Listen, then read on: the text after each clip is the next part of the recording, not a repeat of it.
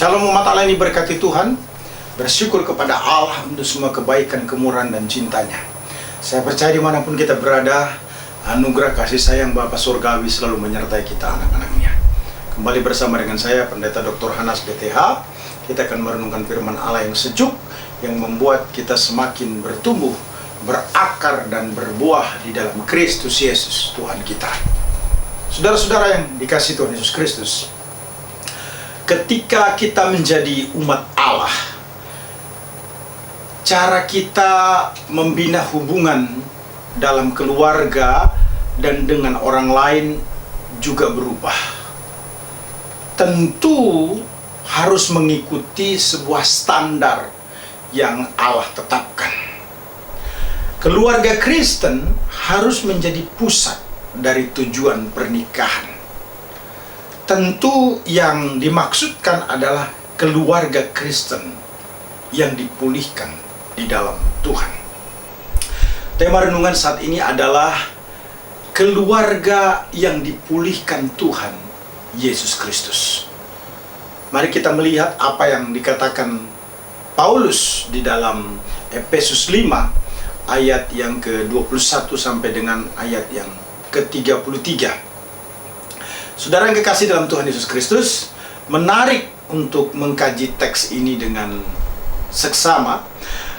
Keluarga yang dipulihkan Tuhan Yesus Kristus, yang pertama adalah keluarga harus memuja Tuhan.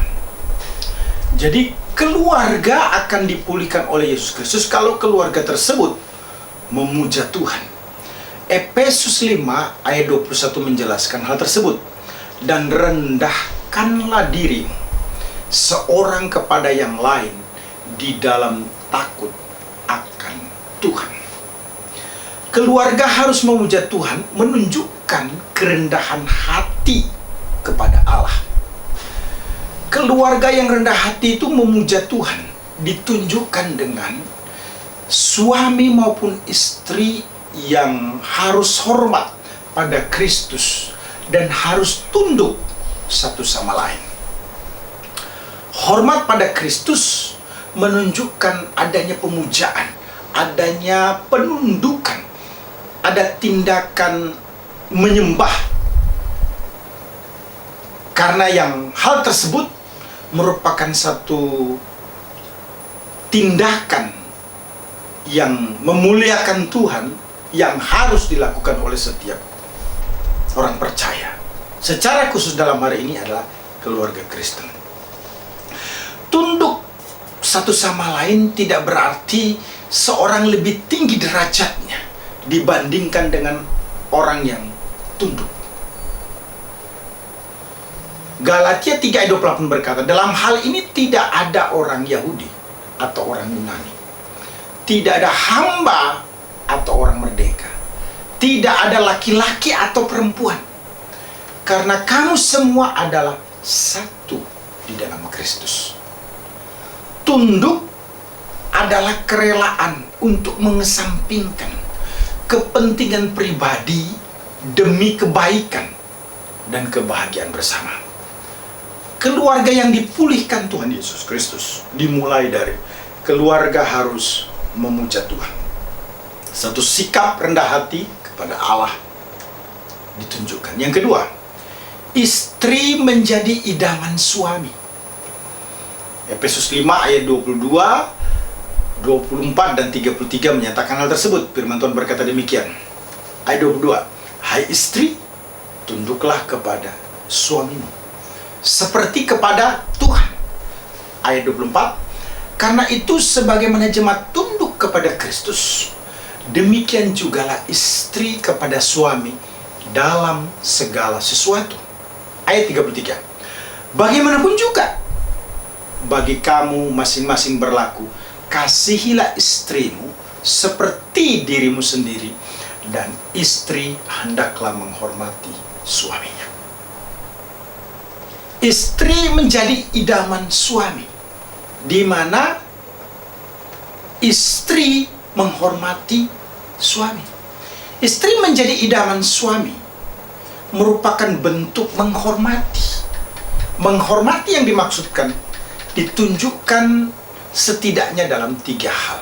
Pertama, istri yang mengerti suami. Efesus 5 ayat 22 menunjukkan dukungan bagi keluarga. Mengerti ketika suami sedang ingin sendiri. Seorang wanita cenderung banyak bicara ketika ia sedang stres. Namun perlu diperhatikan, seorang pria menarik diri dan diam saat dia stres. Itu artinya, dalam kondisi stres, istri harus memberikan dukungan bagi suami atau keluarganya. Itulah yang disebut dengan istri yang mengerti suami. Yang kedua, istri yang mendukung suami. Efesus 5 ayat 22 ingin menunjukkan dukungan bagi Kristus yang dilakukan oleh jemaatnya. Mendukung usaha suami bisa dilakukan oleh istri dengan memberi semangat, berterima kasih karena suami sudah membawa gaji pulang setiap bulan, dan lain sebagainya.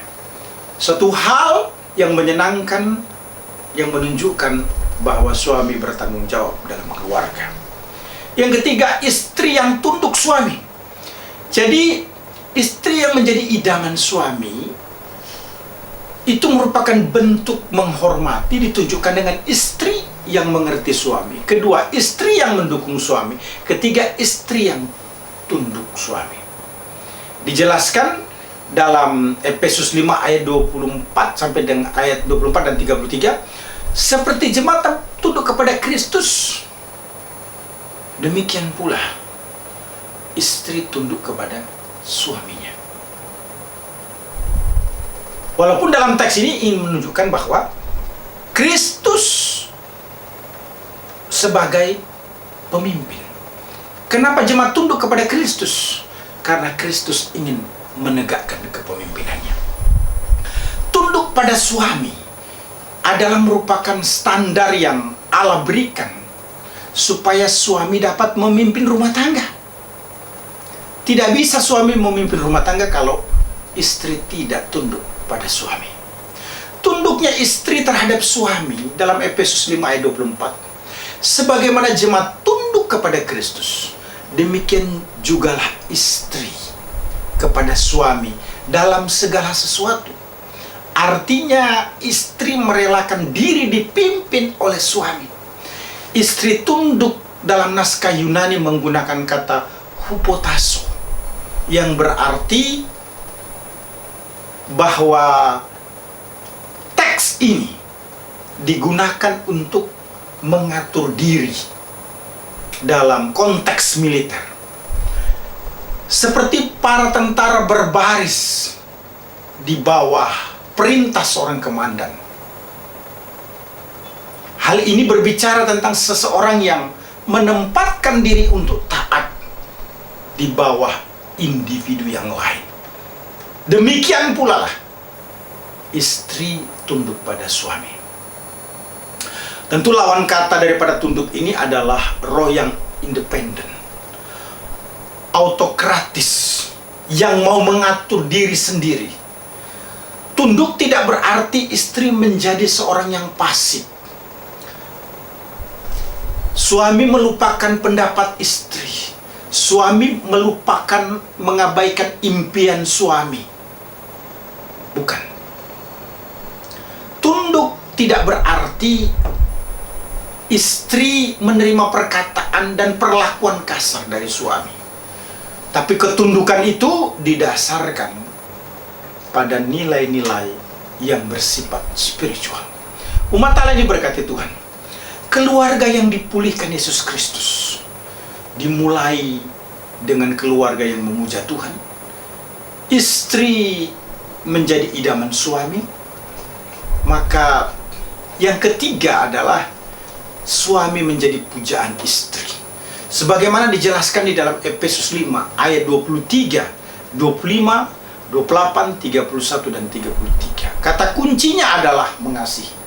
Suami menjadi pujaan istri, artinya suami mengasihi istri. Efesus 5 ayat 23 berkata, Karena suami adalah kepala istri sama seperti Kristus adalah kepala jemaat. Dialah yang menyelamatkan tubuh. Ayat 25, hai suami, kasihilah istrimu sebagaimana Kristus telah mengasihi jemaat dan telah menyerahkan dirinya baginya. Ayat 28, demikianlah juga suami harus mengasihi istrinya sama seperti tubuhnya sendiri. Siapa yang mengasihi istrinya, mengasihi dirinya sendiri. Ayat 31, sebab itu laki-laki akan meninggalkan ayahnya dan ibunya dan bersatu dengan istrinya, sehingga keduanya itu menjadi satu daging. Bagaimanapun juga bagi kamu masing-masing berlaku, kasihilah istrimu seperti dirimu sendiri, dan istri hendaklah menghormati suaminya. Suami menjadi pujaan istri didasarkan pada kasih yang ditunjukkan setidaknya dalam dua hal yang sangat menonjol. Pertama, suami memimpin istri. Efesus 5 ayat 23 menyatakan hal tersebut. Memimpin dibandingkan seperti Kristus memimpin jemaat, yakni memimpin tidak dengan mendominasi, memimpin dengan menghargai. Kolose 3 ayat 19 berkata, hai suami-suami, kasihlah istrimu dan janganlah berlaku kasar terhadap dia. Yang kedua, suami mengasihi istri, sebagaimana dijelaskan dalam Efesus 5 ayat 25, 28, 31, dan 33. Bagaimana caranya? Mengasihi dengan tidak tanggung-tanggung. Efesus 5 ayat 25 menjelaskan mengasihi dengan berkorban. Mengasihi dengan pemberian. Efesus 5 ayat 25. Mengasihi bukan semata-mata karena ingin mengambil sesuatu. Ini semua berbicara tentang bagaimana mengasihi istri tidak bisa tidak harus dilakukan dengan berkorban. Tidak tanggung-tanggung itu berkorban. Pemberian itu berkorban. Bukan semata-mata ingin mengambil sesuatu itu berkorban. Jadi suami tidak bisa mengasihi istri tanpa berkorban. 1 Korintus 7 ayat 3 berkata, hendaklah suami memenuhi kewajibannya terhadap istrinya, demikian pula istri terhadap suaminya. Artinya apa?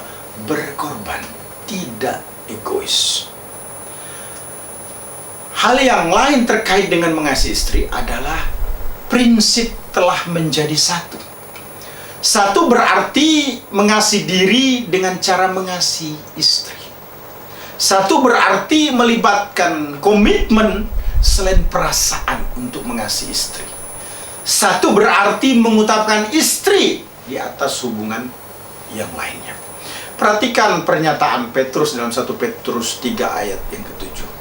Demikian juga kamu, hai suami-suami, hiduplah bijaksana dengan semua istri, sebagai kaum yang lebih lemah. Hormatilah mereka sebagai teman pewaris dari kasih karunia, yaitu kehidupan, supaya doamu jangan terhalang. Umat Allah yang diberkati Tuhan Yesus Kristus, menarik sekali firman Tuhan mengajarkan kepada kita, keluarga yang dipulihkan Tuhan Yesus Kristus, pertama, keluarga harus memuja Tuhan. Kedua, istri menjadi idaman suami. Ketiga, suami menjadi pujaan istri. Yang keempat, Tuhan menjadi kebanggaan keluarga. Hal itu dinyatakan di dalam Efesus 5 ayat 26, 27, 29, 30, dan 32. Tekanan utamanya adalah memberkati. Firman Tuhan berkata dalam Efesus 5 ayat 26, untuk menguduskannya sesudah ia menyucikannya dengan memandikannya dengan air dan firman, supaya dengan demikian ia menempatkan jemaat di hadapan dirinya dengan cemerlang, tanpa cacat atau kerut atau serupa itu, tetapi supaya jemaat kudus dan tidak bercelah. Sebab tidak pernah orang memberi tubuhnya sendiri, tetapi mengasuhnya dan merawatnya, sama seperti Kristus terhadap jemaat. Ayat 30. Karena kita adalah anggota tubuhnya. Ayat 32. Rahasia ini besar, tetapi yang aku maksudkan ialah hubungan Kristus dengan jemaat. Alasan Tuhan menjadi kebanggaan bagi keluarga, karena Tuhan atau Kristus itu memberkati. Buktinya, keluarga atau gereja menjadi kudus karena Kristus. Efesus 5 ayat 26. Keluarga atau gereja menjadi utuh karena perkataan Kristus. Efesus 5 ayat 26. Keluarga atau gereja menjadi penerima terbaik karena desain Kristus. Efesus 5 ayat 26. Keluarga atau gereja menjadi kudus karena didandani Kristus. Efesus 5 ayat 27. Keluarga atau gereja menjadi terpelihara karena dipelihara atau dirawat Kristus. Efesus 5 ayat 29. Keluarga atau gereja menjadi penting karena bagian tubuh Kristus. Efesus 5 ayat 30. Keluarga atau gereja menjadi surprise karena misteri Kristus. Efesus 5 ayat 32. Umat Allah yang diberkati Tuhan Yesus Kristus. Standar dalam sebuah pernikahan Kristen adalah hubungan suami dan istri seperti Kristus dan jemaatnya. Seperti sebuah bunga, seorang istri akan berkembang dengan indah di bawah perawatan yang penuh kasih, namun akan mati di bawah tekanan dan kekerasan. Ketika istri diminta untuk tunduk, suami diminta untuk mengasihi istrinya. Seperti Kristus mengasihi, bahkan rela mati untuk jemaatnya. Kata kasih aslinya adalah agapao, yang artinya kasih Allah. Implikasinya kita mengasihi keluarga dengan kasih Allah, yakni mengusahakan yang terbaik untuk keluarga. Keluarga yang dipulihkan Tuhan Yesus Kristus, menurut Efesus 5 ayat 21 sampai dengan 33, dapat terwujud bila melakukan 4 hal. Pertama, keluarga harus memuja Tuhan yang dilakukan dengan rendah hati. Kedua, istri menjadi idaman suami, dilakukan dengan sikap menghormati. Ketiga, suami menjadi pujian istri, dilakukan dengan mengasihi.